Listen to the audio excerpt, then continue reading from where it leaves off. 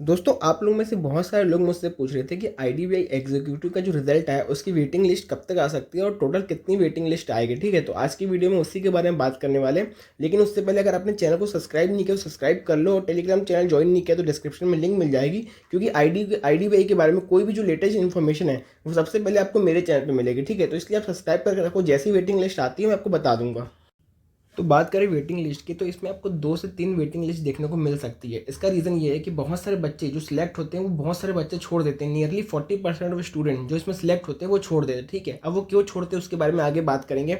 और दूसरी बात, जो आईडीबीआई जैम है, जो आईडीबीआई दूसरे एग्जाम करवाता है या फिर बैंकिंग इंडस्ट्री में कोई भी एग्जाम होते हैं, तो सबसे ज़्यादा वेटिंग लिस्ट क्लियर होने के चांस आईडीबीआई एग्जीक्यूटिव में ही है, क्योंकि बहुत सारे बच्चे जैसे मैंने बताया छोड़ देते हैं। ठीक है, तो आप सभी के लिए बहुत ही अच्छी गुड न्यूज़ है। अगर आप इसके वेट कर रहे हैं, आपका नाम वेटिंग लिस्ट में है, तो आपका हाई चांसेस है कि आपके वेटिंग लिस्ट में क्लियर हो जाए। अब आईडीबीआई एग्जीक्यूटिव में आपका सिलेक्शन पक्का हो जाएगा। ठीक है, लेकिन मेरी आपको ये सलाह रहेगी कि आप इसके लिए वेट मत करिए। उसके 2 रीज़न मैं बताता हूँ। ठीक है, आपको इसके लिए वेट तभी करना चाहिए जब आपकी एज बहुत ज़्यादा हो गई है, आपको जॉब की बहुत डेस्परेट नीड है। ठीक है, तभी करना चाहिए। नहीं तो मेरे हिसाब से, मेरे ओपिनियन में, अगर आपका सिलेक्शन आईडीबीआई एग्जीक्यूटिव में नहीं हुआ है तो आपको ऐसे ऐसा ब्लेसिंग लेना चाहिए। आपको मतलब गॉड का थैंक यू बोलना चाहिए कि इसमें आपका सिलेक्शन नहीं हुआ, क्योंकि आपको आगे और अपॉर्चुनिटी मिल सकती है। क्योंकि अगर आप इसमें एक बार चले जाते तो ना आपको पढ़ने का टाइम मिलता और बहुत ही बेकार जॉब में आप फंस कर जाते हैं। बेकार जॉब में इसलिए बोल रहा हूँ क्योंकि इसमें 2 रीज़न है, उसके कारण से जॉब को मैं बेकार बोल रहा हूँ। सबसे पहली बात, जो शुरुआती सैलरी रहने वाली है आपकी 25,000 रहने वाली। ठीक है, और घर से आपको 400 से 500 किलोमीटर दूर की पोस्टिंग मिलने वाली है।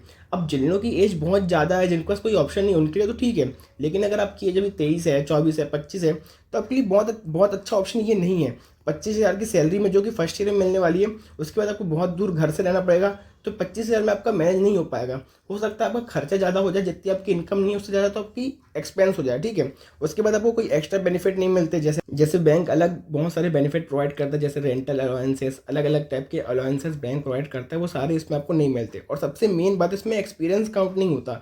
जैसे मान लो आप आईडीबीआई एग्जीक्यूटिव में 2 या 3 साल काम कर लिए, तो वो एक्सपीरियंस कहीं भी काउंट नहीं होगा। जैसे मैं बताऊं कि हमारा एक्सपीरियंस काउंट होता है, जिसके बाद हम आरआरबी स्केल 2 का एग्जाम दे सकते हैं, एसबीआई सीबीओ का एग्जाम दे सकते हैं। इन सारे एग्जामों में, जैसे ये 2 एग्जाम मैंने बताया, इसमें 2 साल का एक्सपीरियंस मांगता है फाइनेंशियल इंस्टीट्यूशन में। लेकिन अगर आपने आईडीबीआई एग्जीक्यूटिव की जॉब की है 2 साल, तो वो आपका एक्सपीरियंस काउंट नहीं होगा। उसके बाद इन 2 सालों के बाद आप इसमें रहते हुए ना तो आप जैब दे सकते हैं, ना आप सीआईएफ दे सकते हैं, तो आपका इंक्रीमेंट का भी कोई चांस नहीं है। तो हर तरह से ये जॉब जो है फंसाने वाली है।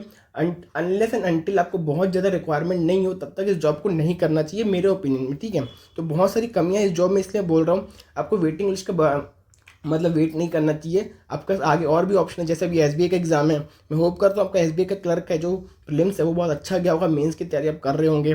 और एलआईसी का भी एग्जाम आने की मतलब संभावना बहुत लोग बता रहे हैं कि आ सकता है। और दूसरा, मैंने कल आपको अपने चैनल पर बताया था कि एनआईएसीएल एओ का भी एग्जाम आने वाला है। तो आपके पास बहुत सारी अपॉर्चुनिटी है। अब इसके लिए वेट मत करिए, आगे जो अपॉर्चुनिटी है उस पर फोकस करिए। ठीक है,